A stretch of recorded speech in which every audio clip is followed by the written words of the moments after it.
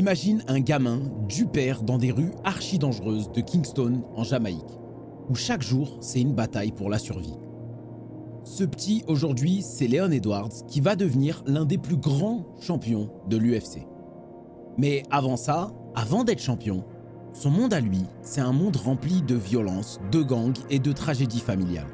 La vie l'a frappé fort, très fort même. À 9 ans, il quitte la Jamaïque avec sa famille pour Birmingham avec l'objectif d'une vie meilleure. Mais le destin a d'autres plans pour lui. Son père, qui lui était dans un gang, est brutalement assassiné. Cet événement terrible plonge Leon dans une spirale de colère et de rébellion, et ça l'entraîne dans les tréfonds de la criminalité. Pourtant, au milieu de ce bordel, une toute petite étincelle d'espoir s'allume. À 17 ans, sa mère l'inscrit dans un club de MMA. Ce qui commence comme une tentative de le sauver des rues devient la passion de sa vie. Leon découvre qu'il est né pour combattre, mais pas dans les rues, dans l'octogone.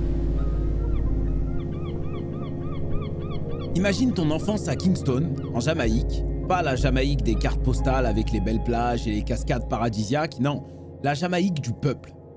Un endroit où chaque rue est marquée par des rivalités de gangs et des fusillades. C'est dans ce décor brut et impitoyable que Leon Edwards voit le jour. Il vit dans une maison avec ses parents et son frère. Et oui, quand on dit maison, ça sonne beau, ça sonne Desperate Housewives, brivante de camp. Mais dans son cas à lui, c'est un peu différent.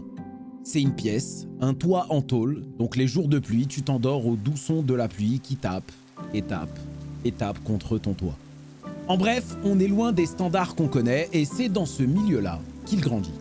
Dans une famille où son père, figure respectée et crainte, mène une vie dangereusement liée au crime.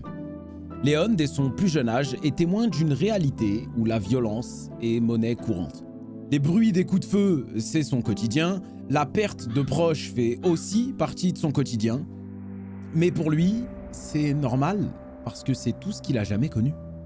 Dans cette atmosphère terrible, chaque jour est une lutte pour la survie. Un défi constant. Et pour faire en sorte de sortir ses enfants de la misère, une réaction que beaucoup de parents ont eu ou ont pu avoir, genre mes parents et peut-être même les tiens, toi qui regardes cette vidéo, ils décident de changer de pays pour offrir plus d'opportunités à leurs enfants. Alors que Leon a 9 ans, un tournant majeur survient, sa famille quitte la Jamaïque pour Birmingham, en Angleterre. Alors, Leon espère un nouveau départ, une vie meilleure, des petites anglaises with a big bunda in it. Non, pas du tout. Birmingham n'est pas du tout le havre de paix qu'on attend. Le jeune garçon se retrouve plongé dans une autre type de jungle urbaine où malheureusement le cercle de la violence ne se brise pas. Toujours la même rengaine, des gangs, de la violence, en gros rien n'a changé, si ce n'est qu'il y avait au moins un tout petit peu plus de soleil en Jamaïque. Le père de Leon, lui, il savait faire une chose pour ramener des sous à la maison. Et comme je vous l'ai dit tout à l'heure, son père, un chef de gang, dealer de drogue, on peut en dire ce qu'on veut, je sais pas si son père était un gars bien ou pas, la seule chose que je sais, c'est qu'il essaie de nourrir sa famille. Alors certes, pas de la meilleure manière possible, et comme on peut le voir très souvent, le père devient un peu le héros du fils. Et dans le monde réel, les héros, ils portent pas vraiment de cape, ils portent des fardeaux. 4 ans après leur arrivée en Angleterre, la violence ressurgit et de la pire manière possible. Son père part en boîte de nuit et il ne rentrera jamais.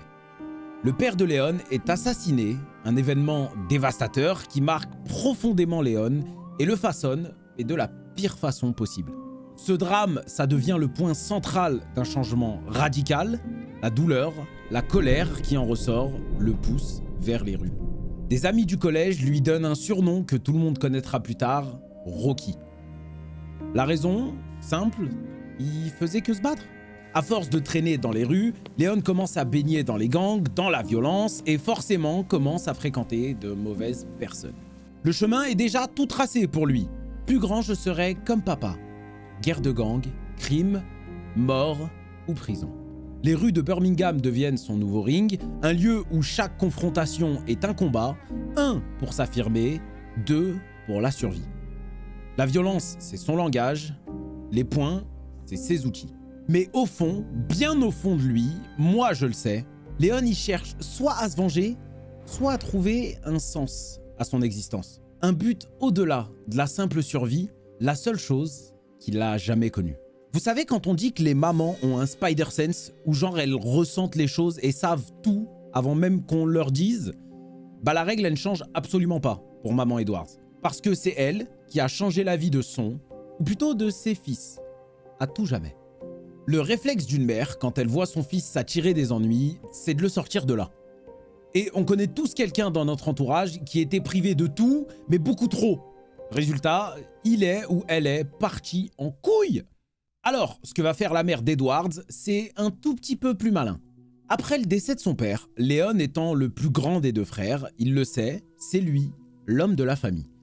Et quand t'es l'homme de la famille, il faut s'occuper de maman. Alors, les affaires de gang, peut-être pour ramener de l'oseille. Mais surtout, il faut lui faire plaisir à la maman, et mine de rien, bah, il faut quand même l'écouter. Un jour, en se baladant avec sa mère, il passe devant une salle de MMA. Alors sa mère lui dit « Hey, tu devrais essayer ça !» Son but, c'était clairement de faire en sorte qu'il ne traîne plus dans les rues avec ses potes. Léon lui dit « Bah, ok, j'essaierai !» dans le seul et unique but de faire plaisir à sa mère. Alors, un jour, il y va. Et avant que vous compreniez ce qui se passe, je vous explique juste un tout petit peu le fonctionnement classique d'un combattant de MMA. En général, tu vas t'entraîner, donc là, tu apprends les coups, les techniques, tu travailles ton cardio, bref, tu apprends à te péter. Après ça, tu mets en pratique dans ce qu'on appelle des sparring. Un sparring, c'est beaucoup plus proche de ce que tu peux avoir le jour d'un vrai combat. En général, tu as des protections en plus, et au moins, tu peux voir si tes techniques, si ton cardio, etc. sont vraiment prêts et si ça marche vraiment.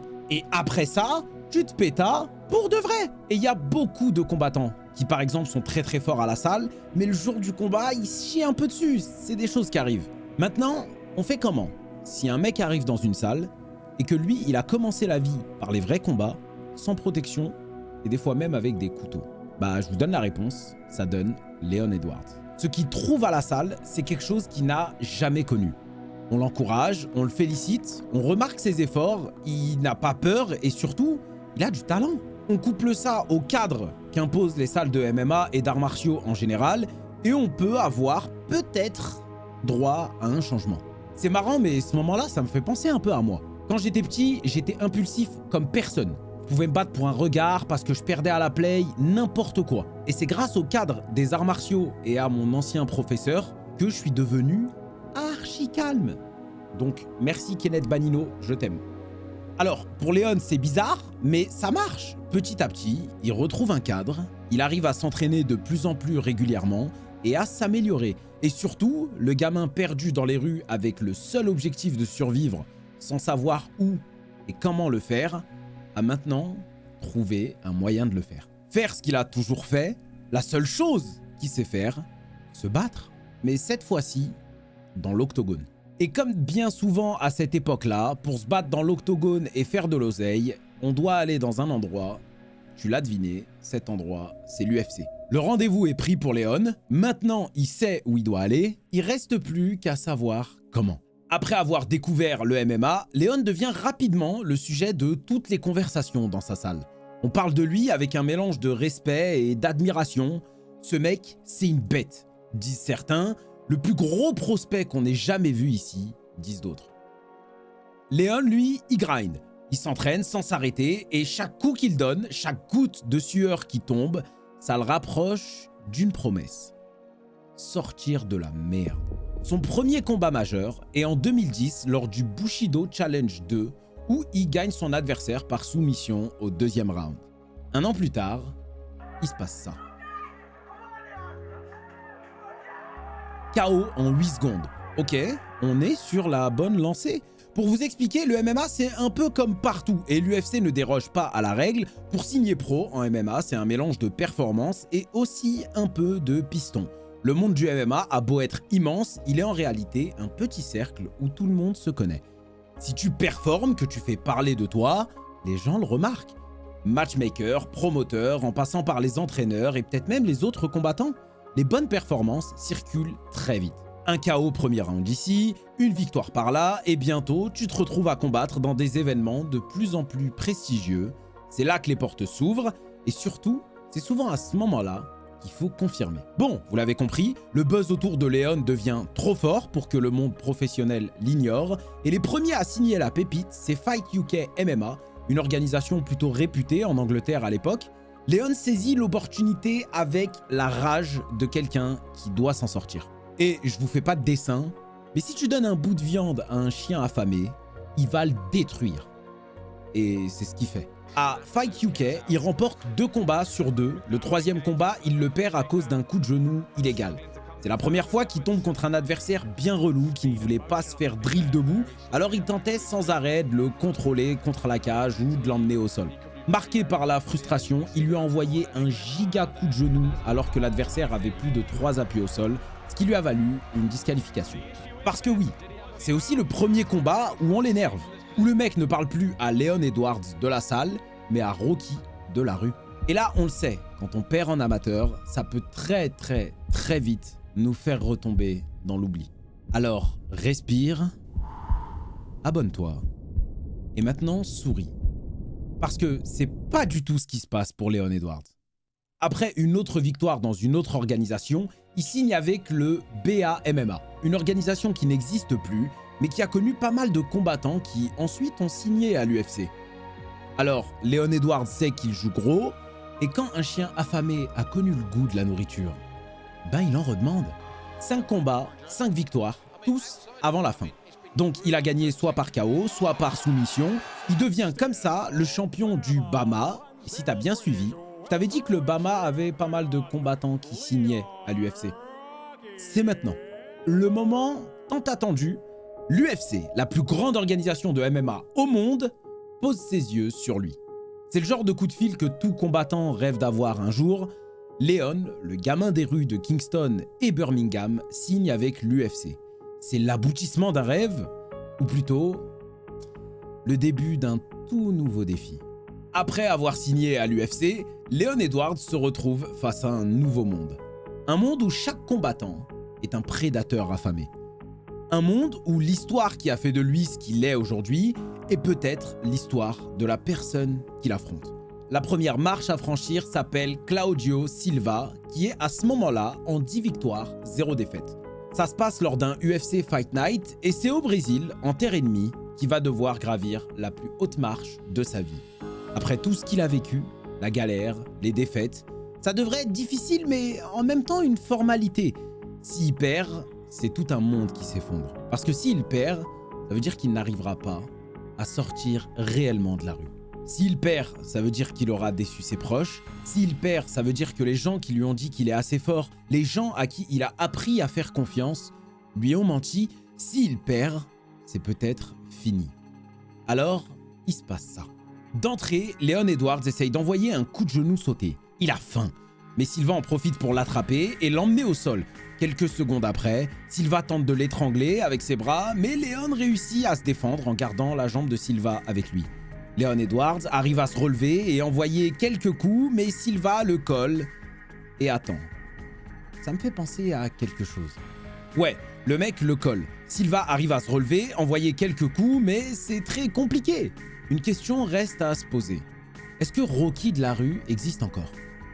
Si oui, est-ce qu'il va encore une fois péter un plomb et envoyer un coup illégal qui va le disqualifier? Ou est-ce que c'est Leon Edwards, le petit respectueux, qui écoute sa maman, qui va se battre?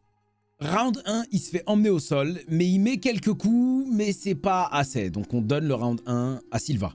Round 2, crochet, genou, Leon Edwards envoie, fait des dégâts. Mais malgré une petite baisse de régime à la fin chez Edwards, on lui donne le round. Mais c'est serré. Round 3, dès le début, Silva met au sol. Oui, tu l'as deviné, il a la montée complète, il envoie des coups, il essaie d'étrangler. Quand il se relève à la fin, Edwards essaye de faire mal.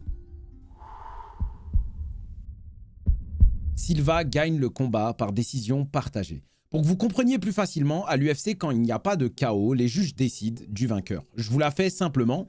S'il y a 3 rounds, on ne va pas dire que celui qui en a gagné 2 sur les 3 gagne le combat. S'il y a 3 rounds, un juge note chaque combattant par point. En général, si c'est très serré, il y a égalité, 9-9. Si un des combattants domine un peu, 10-9 pour lui. Si un combattant est en train de mettre une vraie drill à l'autre, mais une vraie, alors 10-8. Donc, imaginons que sur 3 rounds, un combattant domine 2 fois et se fait driller au 3e, bah ça donne 28-28, donc égalité. Même si ça n'arrive presque jamais, mais c'est pour que vous compreniez. C'est pour simplifier le truc. L'important ici, c'est de comprendre que les points comptent et que si jamais 2 juges donnent 29-28 à un combattant et un des juges donne 29-28 à l'autre, alors ce sera une décision partagée. En gros, ce combat, c'était serré, tout le monde n'était pas d'accord. Si les 3 sont d'accord, on dit alors que c'est une décision unanime. Et ça, c'est pile ce qui est arrivé à Leon Edwards, défaite par décision partagée. Est-ce que tu sais ce qu'il y a de pire qu'un chien affamé qui redemande de la nourriture? Un chien affamé à qui t'as servi un plat, mais tu le retires juste avant qu'il graille. Alors, pour son retour, Leon Rocky Edwards pose une drill. 8 secondes KO. Il vient de poser un classique. Et en dehors de ça, il vient enfin de trouver l'équilibre parfait entre Leon Edwards et Rocky de la rue. Le combat d'après, il gagne par décision unanime. Et l'UFC, eux, leur objectif, c'est de vendre. Et il n'y a pas si longtemps, ils ont signé un petit jeune du nom de Kamaru Usman qui vient de gagner la saison 21 de The Ultimate Fighter. The Ultimate Fighter, imagine Secret Story, ok, avec 2 équipes de combattants. Chaque équipe a un coach principal qui est un combattant à l'UFC et ils passent des semaines à vivre dans la même baraque et à organiser des combats entre les équipes. Ceux qui gagnent le tournoi et qui impressionnent obtiennent un contrat à l'UFC. Bon, ça c'est The Ultimate Fighter et Kamaru Usman décroche son titre à l'UFC après 5 victoires consécutives dans cette télé-réalité. Et comme l'UFC veut vendre, quoi de mieux que de mettre 2 talents qui sont en train de terroriser le monde, l'un face à l'autre. C'est l'heure de la première rencontre entre Usman et Edwards et c'est la première d'une longue série. Edwards perd à la décision unanime et ce qui était juste un combat entre 2 prospects va en fait être l'avant-goût du choc des 2 meilleurs combattants du monde dans la catégorie. Alors Usman de son côté c'est simple, depuis son combat contre Edwards, il enchaîne 13 victoires d'affilée contre des mecs comme Demian Maia, Colby Covington, Woodley, Burns, bref, il fume tout le monde jusqu'à avoir la ceinture et la défendre 5 fois d'affilée. À ce moment-là, Kamaru Usman est le numéro 1 dans le classement pound for pound de l'UFC, soit le meilleur combattant, toutes catégories confondues. En gros, le classement pound for pound, ça classe les meilleurs combattants, indépendamment de leur catégorie de poids. En gros, si tous les combattants étaient au même poids, le numéro 1, il tabasserait tous les autres. Et pour être numéro 1, déjà il faut être champion en général, mais ça va beaucoup plus loin. Il faut être dominant, et quand je dis dominant, c'est mettre une drill aux adversaires les plus forts de sa catégorie, défendre son titre plusieurs fois, etc. etc. Bref, là c'est la version simplifiée pour que vous compreniez bien à quel point Kamaru Usman est fort.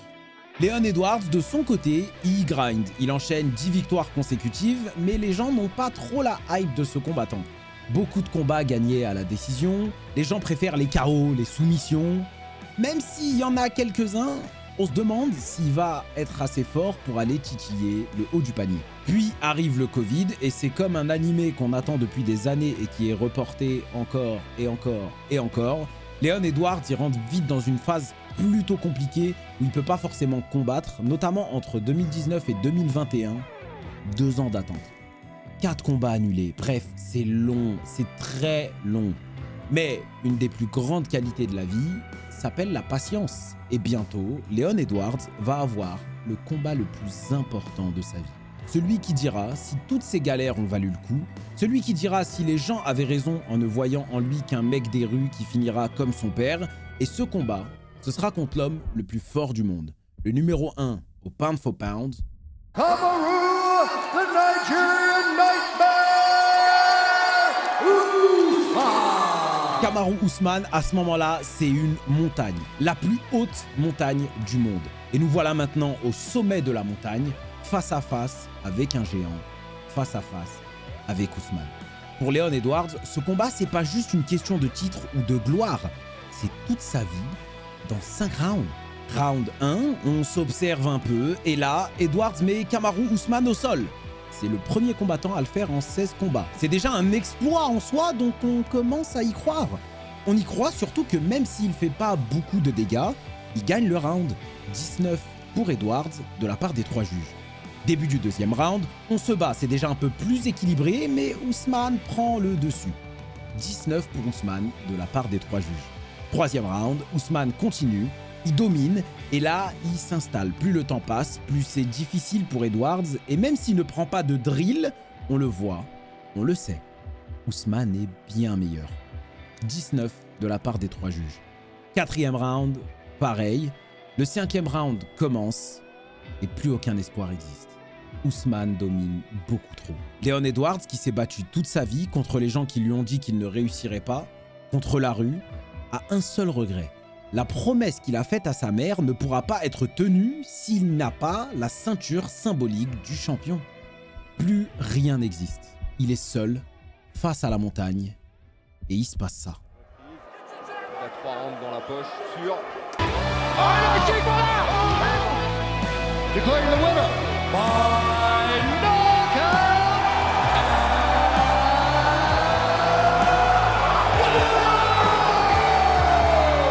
Don't doubt me, I couldn't do it. The odds that I couldn't do it. Look at me now. Never knew. Half a pound. Headshot dead. That's it. I told you I'd do it for you, Mum. I told you I'd change your life. I told you I'd do it. Now look at me now. Tout se relâche. La pression, les émotions, tout retombe de ses épaules. Leon Edwards l'a fait. Il a tenu sa promesse. Il a changé de vie pour sa mère. Maintenant, il faut confirmer. Vous le savez, je vous l'ai déjà dit, mais pour être réellement considéré comme un champion, il ne faut pas juste gagner sa ceinture, mais il faut la défendre. Et comme il s'est quand même fait dominer, à qui de mieux qu'Ousmane pour essayer de lui reprendre? Presque un an après, c'est la revanche et Leon Edwards doit confirmer. Alors, c'est reparti, mais cette fois-ci, c'est différent. Ce qui était une montagne il y a moins d'un an n'est plus si impressionnant que ça. Premier et deuxième round pour Edwards, mais le troisième, 18 pour Ousmane. Ça fait égalité et surtout, ça fait peur. Ça fait peur parce qu'encore une fois, il se retrouve à devoir refaire tout le travail. Ces 2 premiers rounds n'ont servi à rien. Alors, ça c'est pas exact. Ça a quand même servi à valider quelque chose. La montagne, je peux la tabasser parce que je l'ai déjà fait. Et il le fait. Il se confirme en tant que véritable champion. Pour la première fois, il se le dit vraiment, je suis champion. Maintenant, la question qu'on se pose, c'est champion, mais jusqu'à quand? Alors, voilà où on en est. L'histoire de Leon Rocky Edwards. C'est pas juste celle d'un combattant qui gravit les échelons pour devenir champion du monde. C'est surtout l'histoire d'un petit gars qui a affronté les défis les plus sombres et surmonté les obstacles les plus grands. De l'ombre des rues de Kingston et Birmingham à la lumière de l'UFC, Edwards a montré que peu importe d'où tu viens, peu importe les épreuves que tu traverses, avec détermination et taf acharné, toi aussi, tu peux le faire. Mais chaque histoire a de nouveaux chapitres et pour Edwards, un nouveau défi se profile à l'horizon. Colby Covington. Le combat entre ces deux mecs, c'est pas juste un duel physique, mais une bataille de volonté. Un combat entre deux mondes, celui d'un homme plutôt discret face à un giga connard. Pour Leon Edwards, ce combat c'est bien plus qu'un simple duel. C'est la validation de son héritage, la preuve ultime de sa transformation, de survivant des rues en champion du monde. Pour savoir ce que le combat représente pour Colby Covington, il faut d'abord comprendre que le racisme a sauvé sa vie. Et pour savoir comment, t'as juste à cliquer sur cette vidéo qui va tout expliquer en détail. Et crois-moi, t'as vraiment pas envie de rater ça. C'était tout pour moi, c'était Martav. Merci l'équipe de votre force. Moi, je vous fais plein de bisous. Mouah, je vous dis peace, à la prochaine. Inch'Allah, d'ici la prochaine, comme d'habitude. Faites ce que vous voulez, mais faites-le bien. Peace.